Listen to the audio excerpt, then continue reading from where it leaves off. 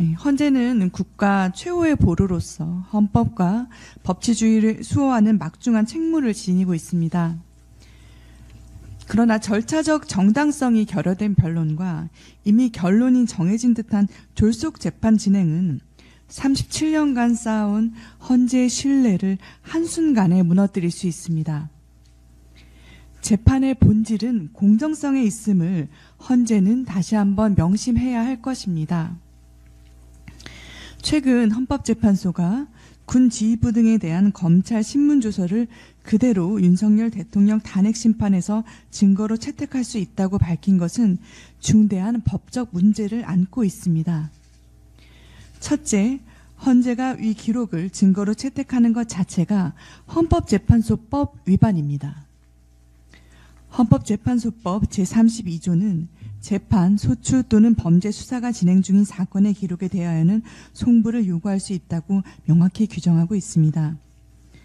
법원 판결로 확정되지 않은 검찰 조서를 헌법재판관들이 검토하게 되면 자연히 편향된 판단을 할 위험이 있습니다.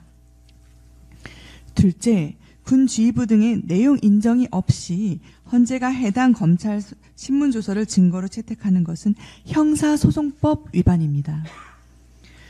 헌법재판소법은 탄핵심판에서 형사소송에 관한 법령을 준용하도록 명시하고 있고 2020년 개정된 형사소송법 제312조는 검사가 작성한 피의자 신문조서는 피고인 또는 변호인이 그 내용을 인정할 때 한정하여 증거로 사용할 수 있다고 규정되어 있습니다.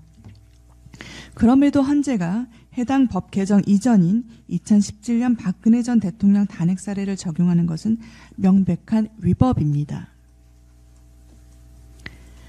이런 상황에서 지난 10일 국가인권위원회 전원위원회는 윤석열 대통령 방어권 철저한 보장과 형사소송에 준하는 엄격한 증거조사 등 적법 절차 준수 등을 핵심으로 하는 계엄 선포로 야기된 국가적 위기 극복 대책 권고의 건을 의결했습니다. 이는 증거 능력과 피소추인의 기본권 등에 대한 헌재의 자의적 판단에 대한 제동을 건 것으로 평가되고 있습니다. 국민의힘 의원들도 당일 인권위를 방문해 법치주의 회복을 위해 힘을 더했습니다. 헌재는 이런 국가인권위원회의 의결을 잘 준수하고 심리에 임해야 될 것으로 보입니다.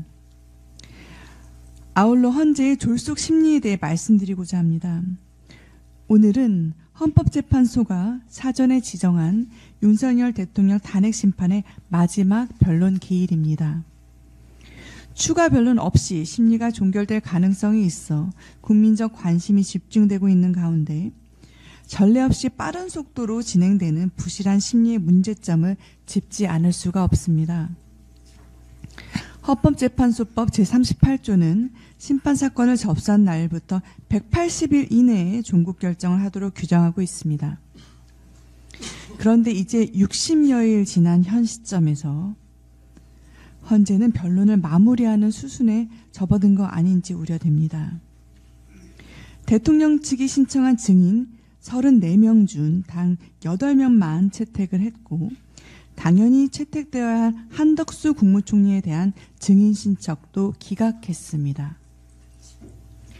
7차, 8차 변론에서는 하루에 4명씩 몰아서 신문을 했고 초시계까지 동원해 신문 시간을 1명당 90분으로 제한하는 부실한 심리로 일관했습니다. 현재 헌법재판소는 국민의 신뢰를 크게 잃은 상황입니다. 지난 6일 엠브레인 퍼블릭 케이스페티 리서치, 코리아 리서치, 한국 리서치 등이 발표한 여론조사에 따르면 헌재의 탄핵 심판 과정에 대해서 특히 20대와 30대가 신뢰하지 않는다는 비중이 각각 53%, 54%로 헌재에 대한 불신이 절반을 상회했습니다.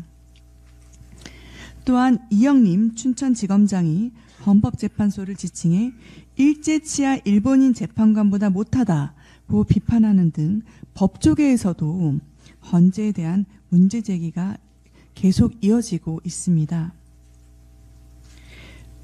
국민의 신뢰를 회복하기 위해서는 국민이 공감할 수 있는 헌재의 신중한 판단과 철저한 검증이 필요한 것입니다. 헌법재판소는 검찰 조서의 증거 채택 결정을 즉각 철회하고 대통령 방어권 보장과 주요 증인에 대한 면밀한 검증으로 공정한 심판 절차를 진행해야 합니다. 이번 헌재의 탄핵 심판이 국민이 다시금 통합되는 새로운 출발점이 되기를 기대합니다. 이상입니다.